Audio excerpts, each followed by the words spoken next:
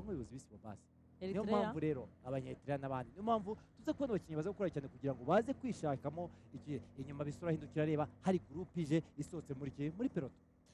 nibyo Tour du Rwanda 2026 izahora ari Tour du Rwanda y'amateka kuko uyu mwaka twagize abakinnyi 51 bashya bagaragaye muri Tour du Rwanda 2026 igihe twagize umubare munini n'ubundi muri Tour du Rwanda hari muri 2023 icyo gihe nibura ushyize kwijanisha bari 70 n'ibice 5 kwijana mu gihe umwaka dufite 64 kwijana. Hanyuma uyu mwaka Tour du Rwanda peloton yagaragayemo abakinnyi b'abanyafurika benshi kurusha abaturutse mu yindi migabane kuko twari dufitemo abakinnyi 45 nubwo ubu bagabanutse kuko nk'ikipe ya CAC nta mukinnyi n'umwe ukirimo. Mu kanya narebaga Ethiopia umunsi wa nyuma bawukinnyi bafite abakinnyi 2 bonyine. Europe bari abakinnyi 28, Amerika bari abakinnyi 9, Asia na Oceania haje abakinnyi 2 bonyine.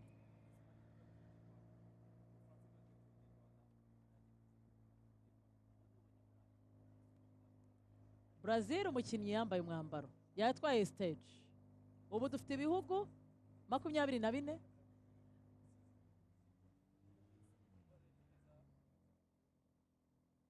niba wakurikiye amakuru muri ino minsi wabonye ko ambasaderi wa Brazil mu Rwanda ari active cyane arishimye cyane muri ino minsi ubonaga ko arimo aragaragara mu bikorwa byinshi ariko noneho umunyabrazil atwariye etape mu Rwanda byumvikane ko akakora amana kuri acceleration hariya amana akora mu kipe ya Istanbul akaba yaraje ariko n'umunyaritrea ari kumwe na Bisore ari kumwe ndetse na Martins wa Rokaraiza ndetse na Van der Weef w'ikipe na Van der Weef akaba nawe ari umwe mu bakinnyi bazamutse. Abangaba tubona bakaba bakase hano kuri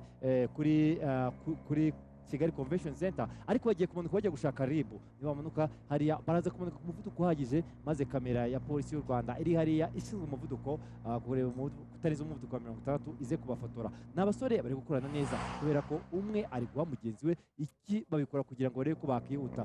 Muri aba rero bakaba barimo Ngendahayo Jeremy aka Bisore mu majyepfo mu karere ka Huye. Peloton iri hafi, peloton irimo irabareba, peloton irimo irakatana kuri Kigali hetse mu gihe cyo abandi bamaze kumanuka berekeza Kimihurura. Nababwiye mu kanya gato rero aba bakinnyi bane baza kuba bagiye gushaka amapave yo kwa Mignone. Murabizi ko na hantu kugeza ubu ngubu sizahura yibuka nk'amateka kubera ko nibwo umwami nyakwitwara yaciye ku mwami nyagutwarwa amubwira ko aje kwimikwa ingoma y'umwami w'abami mu Rwanda nguko ukora imiko Evenepoel yaciye kuri Tadei Pogacar. Ese aho hantu biraza kuhabera gusa njye niyo mpageze ndabaza nkafata umunota wo kwibuka ibyabaye kuri Pogacar cyane nawe wese amwanura gusa icyo yakoze we icyo yakoze ni uko yirengagije gatoya yigira imbere ubundi maze yigira imbere maze we amutsindira gato amusigira kuri Nida cyangwa se ku Kabindi aho niho byose byabereye. Umuhungu amaze nk'uko twabonye noke byanga agashaka uwabyegekaho byaramunaniye afata igare rye ku igare gusa twari twamubonye. Nibyo twaramubonye kuko nta mpamvu yuko tutakwishimira shampiyona y'isi y'u Rwanda ku nshuro ya mbere umugabane wa Afurika ruyakiriye n'ibintu bizahora mu mateka y'u Rwanda. Ni zimwe mu mpamvu zanatumye uyu mwaka tugira ama equipe menshi y'abakinnyi bakiri bato development team kandi twagize abakinnyi bakomeye baje muri development team uyu mwaka. Urayibonye inyoni position aerodynamique ni uburyo bwababwiye ko kubera ko aba bakinnyi umwanzi wa mbere w'umukino w'amagare ari umuyaga. Icyo abakinnyi bakora iyo bageze ahantu nk'ahangaha hamanuka ni uko biba ngombwa ko baca bugufi bagasa nk'abunama kugira ngo bacengere mu muyaga. Twabahaye urugero rwiza, inyoni iyo ishaka kugira ngo yihute mu muyaga ni uko izinga amababa ubundi ikarambura ijosi ikaze kwa Mignone.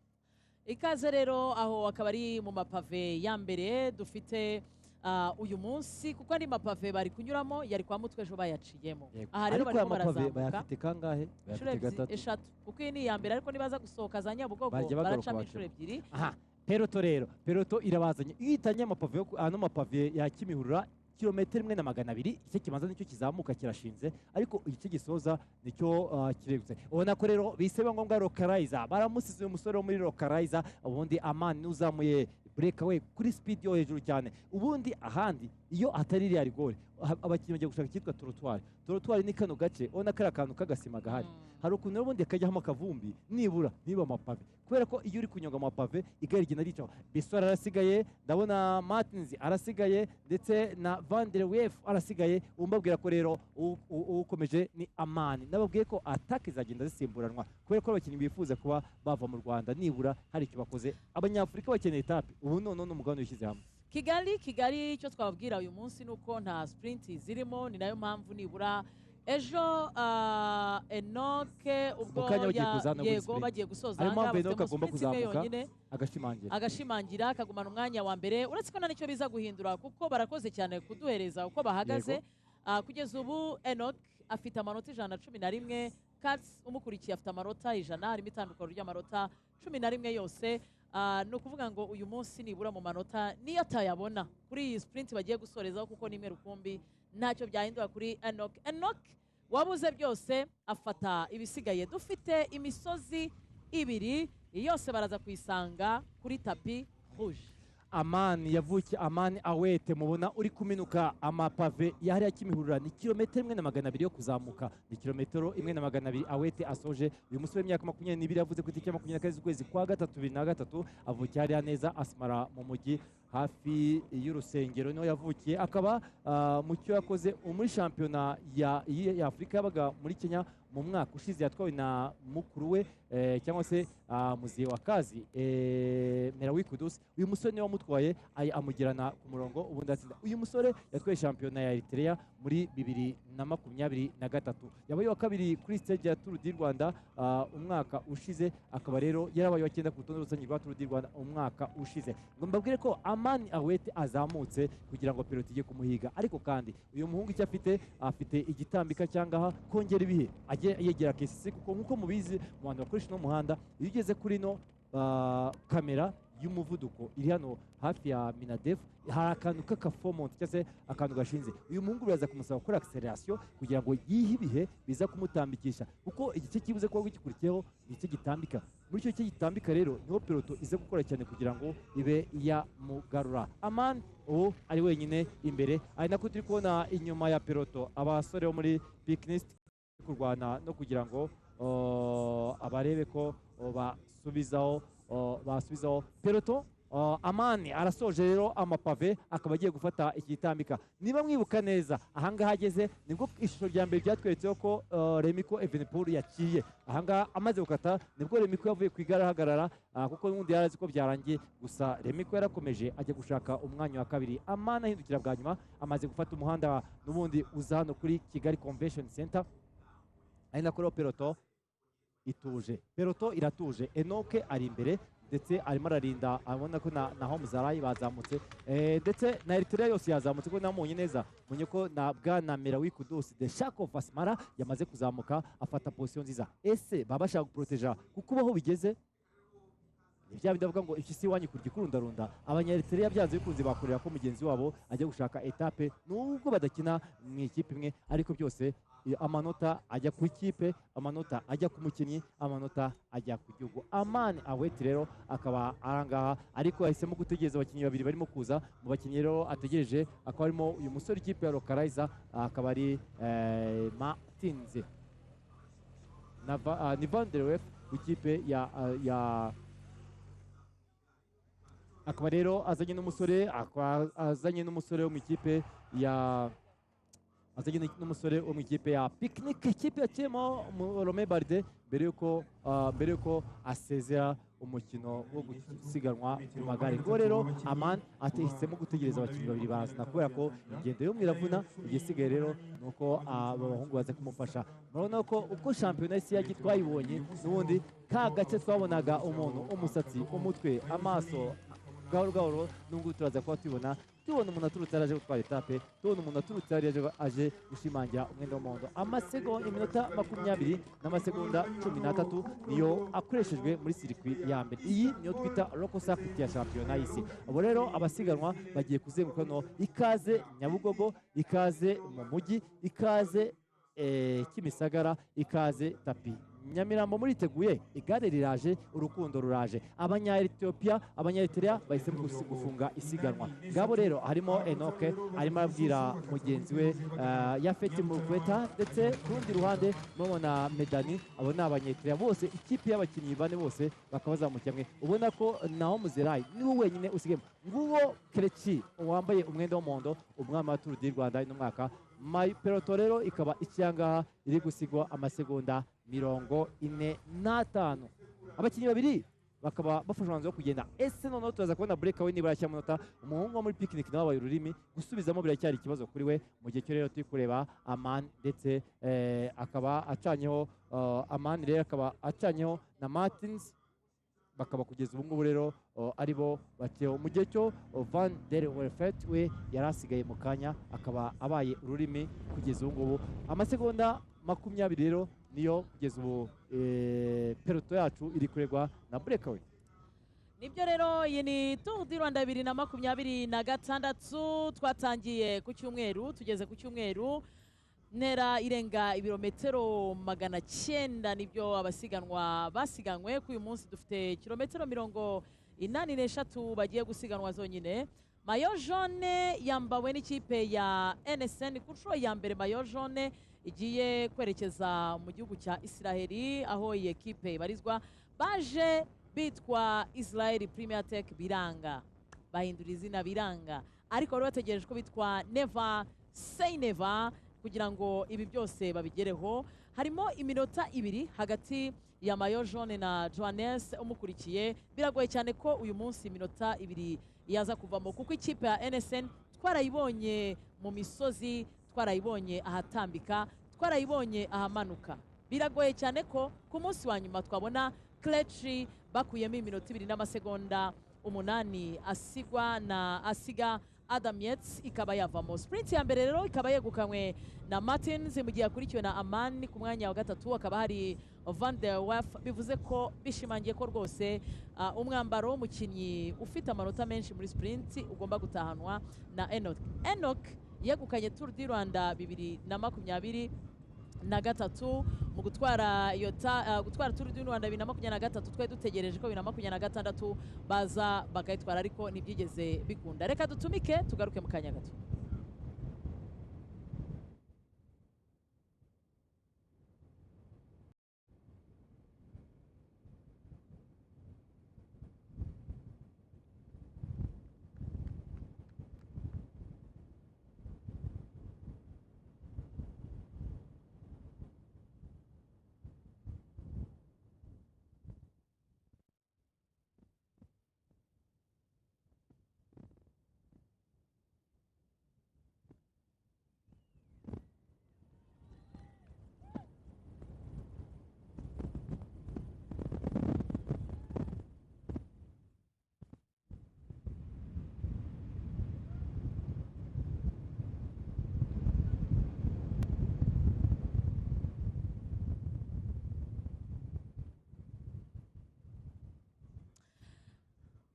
Mwarakoze kudutuma muri Tour du Rwanda. Ndizera ntashidikanya ko mu bantu badutumye nta muntu wigeze ashidikanya gukorana na RBA. Kugeza ubu rero n'ikindi gihe ntitubabwira ko tubatumikira ntimuzajijinganye. Kugeza ubu uri imbere ni Lemes Bruno Martins, niwe uri ku mwanya wa mbere, n'umukinnyi w'ikipe ya Localiza. Hanyuma ari gukorana na nimero 34 Aman Awet. Aba bose ntacyo batwaye Mayo jaune. Niyo mpamvu mutaza kubona ikipe ya NSN ifite Kelechi wambaye umwambaro w'umuhondo muri ibirometero bike, mu kilometero cya 18 bagira reaction. Ariko nanone kuva ku munsi wa mbere kugera ku munsi wa 7 twabonye ikipe ya NSN ikoresha ikishaka peloton kugera bageze ku musozo. Bisobanuye ko mu birometero bya nyuma n'ubundi nitwinjira mu birometero 20 tuza kubona ikipe ya NSN irwana no kugeza ku murongo wo gusoza Mayo jaune, ubundi batahane umwambaro w'umuhondo wa Tour du Rwanda 2026. Ese Mayo jaune, ese imyambaro itangwa muri Tour du Rwanda isobanuye iki ku munsi wa nyuma? Ni igisobanuro gikomeye cyane, kuko ikipe iri butahane umwambaro w'umuhondo iratahana ibihumbi 3,600 by'amadolari. Hanyuma umukinnyi mu ma etape abegukanye etape yose hamwe igiteranyo watwaye ama etape inshuro nyinshi ni 1,100, ariko bakagenda bayagabagabana kuko uwa mbere atahana 1,100. hanyuma kandi mu bandi bahembwa harimo ikipe isoje iri ku mwanya wa mbere, ikipe nziza ya Tour du Rwanda iratahana amadolari 1,300. umukinnyi mwiza mu misozi aratahana amadolari 700. kugeza ubu mwibuke ko dufite ku mwanya wa mbere Heidemann Miguel. umukinnyi mwiza muri sprint we twamaze kumubona Enoch, aratahana amadolari 700. umukinnyi ukiri muto ku rutonde rusange aratahana amadolari 700. umunyafurika mwiza aratahana amadolari 700. hanyuma umukinnyi ukiri muto nanone w'umunyafurika atahana amadolari 400. umunyarwanda atahana amadolari 600. hanyuma uwakoze breakaway agahiga abandi atahane amadolari 100 kuri stage, ubwo baze guteranya uwahize abandi na stage yagiye abaho uwa mbere. tubibutse ko Tour du Rwanda yagiye mu bitabo bya UCI mu mwaka wa 2019, mu mwaka wa 2009. kuva icyo gihe iramenyekana, ariko tubabwire ko mbere yaho muri za 86 Muzehe Marabanyi yarayegukanye, icyo gihe ntago yarizwe. aha rero bari Nyarutarama, abakinnyi bazamuka, abanyarwanda baje ku muhanda kureba igare.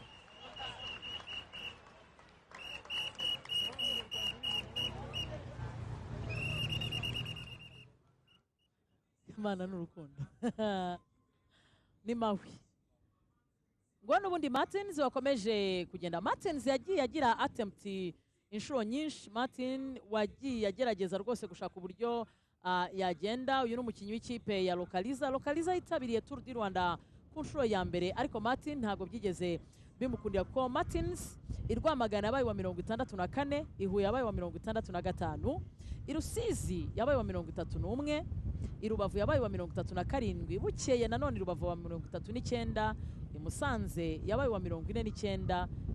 uyu munsi Kigali dutegereje kuza kureba, kuko Musanze Kigali yabaye wa 23. dutegereje kuza kureba uyu munsi uko aza kwitwara. ikaba ari ingoro y'inteko ishinga amategeko y'u Rwanda. inteko ishinga amategeko iyishinzwe gutora amategeko no kugenzura ibikorwa bya guverinoma. Sena yongeraho umwihariko wo kugenzura iyubahirizwa ry'amahame remezo ateganywa n'itegeko nshinga. hanyuma rero igizwe n'umutwe w'abadepite 80, bakaba bagira manda imwe y'imyaka 5, n'abasenateri 26 bagira manda y'imyaka 5, ariko bo ikaba yongezwa inshuro imwe gusa. iyi ntago ari inteko ishinga amategeko gusa, uyu ni umwanya w'amateka n'ubumwe bw'abanyarwanda, kuko ingoro y'inteko ishinga amategeko si ahantu hacumbikira gusa amategeko. urugamba rwo kubohora u Rwanda no guhaguruka jenoside yakorewe abatutsi mu mwaka wa 1994. mu mwaka wa 1900 ingabo za RPA zatangiye urugamba rwo kubohora igihugu rwarangiye mu mwaka wa 1994, ubwo zahagarikaga jenoside yakorewe abatutsi, zifasha u Rwanda gusubira mu nzira y'amahoro n'iterambere. uyu munsi muri iyi ngoro y'inteko ishinga amategeko harimo ingoro y'amateka y'urugamba rwo guhagarika jenoside, aho amateka ya jenoside yakorewe abatutsi n'urugamba rwo guhagarika yigishwa abanyarwanda, abashyitsi, bityo bakumva neza intambwe igihugu cyateye. mu mwaka wa 1990 ingoro yarimo abasirikare 100. hanyuma kandi mu kanya twabonaga ikibumbano cy'abasirikare n'imbunda ya 12.7 mm anti-aircraft. uwayikoreshaga ni Major Retired Rwabunumi, uyaracyariho. Tour du Rwanda 2026 irasozwe uyu munsi, ariko aha niho amateka n'ubuzima bihurira bigatuma igihugu cyacu kiba intangarugero ku mateka n'imiyoborere myiza kandi isobanutse. Yes, what you're seeing now on your screen, as we promised, we're going to be discovering more places as we have been doing it for the past days of Tour du Rwanda. That is the parliamentary building the home of the Senate and the Chamber of Deputies of Rwanda. The iconic building also hosts the Campaign Against Genocide Museum, opened officially on the 13th of December 2017. The building is historically important because it was attacked during the genocide against Tutsi in 1994, served as the headquarters of the Rwandan Patriotic Front battalion that helped stop the genocide in 1994. Some of the battle damage on the building was preserved as a reminder of that period, and also includes so many different things that you literally showcase the battle that happened there. As you can see, the holes on the building, and it's a crucial base, and it's really one of the important. It's a it's way of tourism, but you can go and visit and get to know about our Rwanda. Its symbolism, it reflects Rwanda's journey with some areas left as a reminder of the 1994 genocide against Tutsi, while the building overall appearance represents the recovery and the modernization of the country itself. icyo wamenye ni uko abakinnyi batatu bose bari imbere bahuriye ku mubare kane kuri nimero zabo zisiganwa. Nimero 34 Amani Wet akaba mwamunyu wa Istanbul, akaba ari uwa 13 ku rutonde rusange, arasigwa iminota 5 na mayo jaune. 124 ni umunyabrazil Bruno Martins ukina ikipe ya Rocaraiza, no 33 ku rutonde rusange, arasigwa iminota 13 n'amasegonda 61. Nimero 44 arimo hagati n'ururimi rw'isiganwa Van der Werftom, we arasigwa inyuma, arasiga abantu babiri mu isiganwa ryose, akaba ari gusigwa na mayo jaune isaha imwe n'iminota 13. Ngiyo impamvu ikomeye yuko kuba Amani Awet ari imbere peloto iza gukora. Ubu amakuru twaba ya ino peloto aho tutari kure imbere mutari kubona nuko mayo jaune ari ku murongo w'imbere. Bivuze iki? Yiteguye kuba yakora icyo cyose cyaba kimubangamiye. ubu ni wowe uri hagati ya peloton ndetse n'abakinnyi babiri bagiye Awet ndetse na Martins, bombi bafashe umwanzuro wo kugenda. Iyi ni Tour du Rwanda 2026 etape ya nyuma, etape ya 8 igiye gushimangira gutanga umwambaro w'umuhondo.